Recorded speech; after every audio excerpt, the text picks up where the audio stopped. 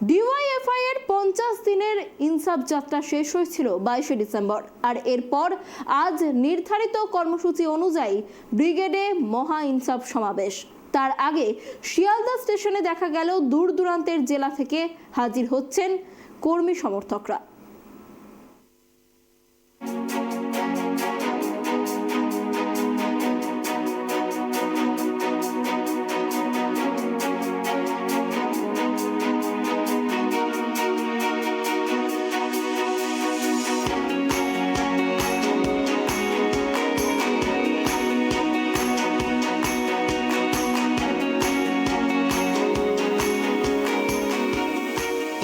দিনের ইনসাফ যাত্রা শেষ হয়েছে গত 22শে ডিসেম্বর।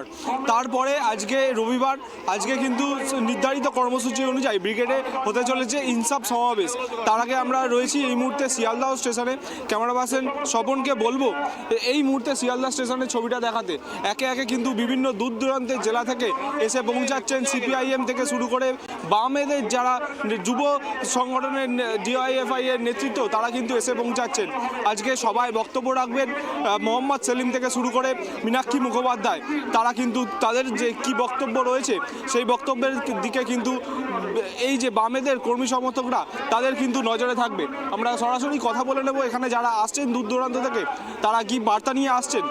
দাদা, আজকে ডিওয়াইএফআই এর নেতৃত্বে ব্রিগেড সমাবেশ বহুদিন পর হতে চলেছে, কি বার্তা পেতে চাইছেন আপনারা, কি লক্ষ্য করে এই আপনাদের আজকে ব্রিগেড?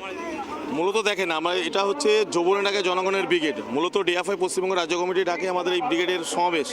মূলত আপনাদেরকে বিষয়টা বুঝতে হবে, একটু পিছনে ফিরে যাচ্ছে আমি। আপনারা জানেন যে 3রা নভেম্বর কোচবিহার থেকে আমাদের ইনসাফ যাত্রা শুরু হয়েছিল। গোটা 50 দিন গোটা বাংলার 22টা জেলার প্রত্যেকটা জায়গায় কম বেশি আমাদের ইনসাফ যাত্রা পৌঁছেছিল। সেই ইনসাফ যাত্রায় আমাদের কী দাবি ছিল আপনাদের জানা উচিত, যে সকল বেকারের জন্য শিক্ষা ও কাজের দাবিতে আমাদের ইনসাফ যাত্রা চলেছিল। প্রতিটা স্বাভাবিকভাবে প্রত্যেকটা কৃষক যাতে তাদের ফসলের ন্যায্য মূল্যের দাবি পায়। এই বাংলার বুকে যে সমস্ত ঘটনাগুলো ঘটছে, যেভাবে ছাত্রছাত্রীরা কলেজের ক্যাম্পাসে দাঁড়িয়ে যেরকমভাবে তারা নিজেদের পড়াশোনাটা করতে পারছে না, স্বাভাবিকভাবে এই বাংলার বুকে আপনি দেখেছেন আনিস খান খুন হয়েছে, ছাদ থেকে কীভাবে ফেলে দেওয়া যে প্রশাসনে তাদের যে ভূমিকা, আমাদের সাথী কমরেড মহিদুল ইসলাম মিদ্দাকে এই পুলিশ প্রশাসন খুন করেছে তৃণমূলের মদতে। সেই জায়গায় দাঁড়িয়ে এই বিচারের দাবিতে আমাদের আজকের যে ব্রিগেড সমাবেশ, এই ব্রিগেড সমাবেশ আগামী দিনে বাংলায় নতুন ভোরের সূর্যের আলোয় উদিত হবে আজকের মাধ্যমে। আপনারা দেখবেন, কারণ মীনাক্ষী দিয়ে আমাদের প্রাক্তন যুব নেতা আমরা মোহাম্মদ সেলিমের আজকের ব্রিগেডের জনসমাবেশ থাকবে। এই সমাবেশে শুধু আমাদের নেতা নেত্রী না, আমাদের প্রাক্তন যারা যুব নেতা, এই বাংলার বুকে যারা বিচারের দাবিতে যারা লড়াই করছে, প্রতিটা মানুষ আজকে ব্রিগেডের সমাবেশে এক নতুন ইতিহাস রচনা হবে। সেই ইতিহাস রচনায় এই বাংলার বুক থেকে তৃণমূলকে আগামী দিনে এই বাংলা থেকে চিরতরে উৎখাত করার দাবিতে আমাদের এই ব্রিগেড সমাবেশ। পাশাপাশি কেন্দ্রীয় সরকার বিজেপি তাদের যে সাম্প্রদায়িক রাজনীতি, গোটা দেশটা আজকে বিক্রি করে দিচ্ছে, রেল ব্যবস্থা বিক্রি করে দিচ্ছে, ট্রেন বিক্রি করে দিচ্ছে, সমস্ত দেশটা বিক্রি করে দিচ্ছে। সেই জায়গায় দাঁড়িয়ে থেকে একমাত্র ডিএফআই বামপন্থীরাই এই বাংলার বুকে দাঁড়িয়ে লড়াই করছে, ভারতবর্ষের বুকে বামপন্থীরা লড়াই করছে। এটা শুধু নতুন করে আজকের যে ব্রিগেড ব্যাপারটা এরকম নয়, বিগত দিনও আমরা দেখেছি ডিএফআই আজকে যে নতুন করে ব্রিগেড করছে ব্যাপারটা এরকম নয়, আগেও ব্রিগেড হয়েছে, সেই মাধ্যমে ব্রিগেড আগেও হয়েছে। পাশাপাশি সার্বিকভাবে গোটা বাংলার একটা নতুন বার্তা ডিএফআই আগামী দিনে দিতে চলেছে এই ব্রিগেডের মাধ্যমে। আগামী দিনে বাংলার বুকে নতুন করে গণতন্ত্র রক্ষা ফিরে আসবে, সম্প্রীতির বার্তা নিয়ে ডিএফআই লড়াই করছে, লড়াই করবে। আজকে ব্রিগেড সমাবেশ বাংলার বুকে এক নতুন ইতিহাস রচনা করবে। গতকাল আমরা দেখেছি মীনাক্ষী মুখোপাধ্যায় থেকে শুরু করে এই মুহূর্তে যারা ডিওয়াইএফআই এর নেতৃত্ব রয়েছেন, তারা কিন্তু প্রাক্তন মুখ্যমন্ত্রী বুদ্ধদেব ভট্টাচার্যের কাছে গিয়েছিলেন এবং তারা বার্তা নিয়ে এসেছেন।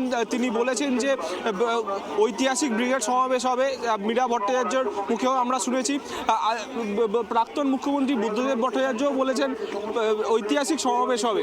এই নিয়ে আপনাদের বুকে কি ভরসা জাগছে? 100%। বুদ্ধদেব ভট্টাচার্য যে আমাদের আবেগ, ডিএফআইয়ের প্রতিষ্ঠাতা রাজ্য সম্পাদক, আপনাদের যদি না জানা থাকে আপনারা জেনে নিন।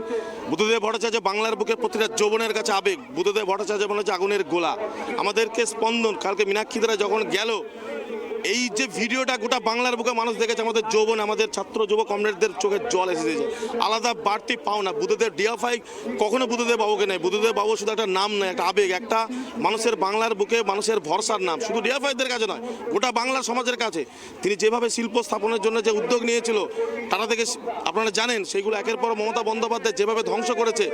এটা বাংলার মানুষ কোনোদিনই ক্ষমা করবে না। তৃণমূল কংগ্রেস 2011 সালে 13 মের পর আসার পর আজকে দাঁড়িয়ে গোটা বাংলার শিল্প স্থাপন আজকে কোন জায়গায় শ্মশানে পরিণত করে দিয়েছে। বুদ্ধবাবুরা স্বপ্ন দেখেছিল, সেই স্বপ্নের দিশার হিসেবে আমরা যারা আছি, আমাদের ছাত্র যুব আগামী দিনে যারা কমরেড, তারা আগামী দিনে বুদ্ধবাবুর সেই পথকে পাথর রেখে, সেই দৃষ্টিকোণ রেখে আগামী দিনে আমাদের লড়াই বার্তা আজকে দেবে। বুদ্ধদেব ভট্টাচার্য যে কথা বলেছে, মানে এটা আমাদের একটা হৃদস্পন্দন, আমাদের আবেগ। এই লড়াই চলবে বুদ্ধদেব বাবুকে সামনে রেখে। আমাদের বিগত দিনেও লড়াই হয়েছে, আজকেও দিনে তার যে ডিএফআইয়ের যে তার ওই শ্বেত পতাকা দেখছেন, ডিএফআইয়ের যে পতাকা বুদ্ধদেব বাবুরা যেটা আমাদের হাতে তুলে দিয়েছে, বা আগামী দিনে আবার যে নতুন কমরেডদের কাছে আসবে, এই নতুন ইতিহাস রচনা করার জন্য বুদ্ধবাবুর আবেগকে আমাদের এই লড়াই চলবে। একদমই, আমরা সরাসরি কথা বলে নিচ্ছিলাম ডিওয়াইএফআই এর নেতৃত্বের সঙ্গে। তারা যেমনটা বলছেন যে এই ব্রিগেড সমাবেশ ঐতিহাসিক ব্রিগেড সমাবেশ হবে, এবং আমরা এই মুহূর্তে রয়েছি শিয়ালদা স্টেশনে। শিয়ালদা স্টেশন থেকে সকাল থেকেই দলে দলে মানুষ কিন্তু বিভিন্ন জেলা থেকে আসছেন কলকাতায়, এবং এই শিয়ালদা স্টেশন থেকেই কিন্তু ব্রিগেডের উদ্দেশ্যে রওনা দিচ্ছেন। আর কিছুক্ষণের মধ্যেই ব্রিগেডের সমাবেশ শুরু হবে।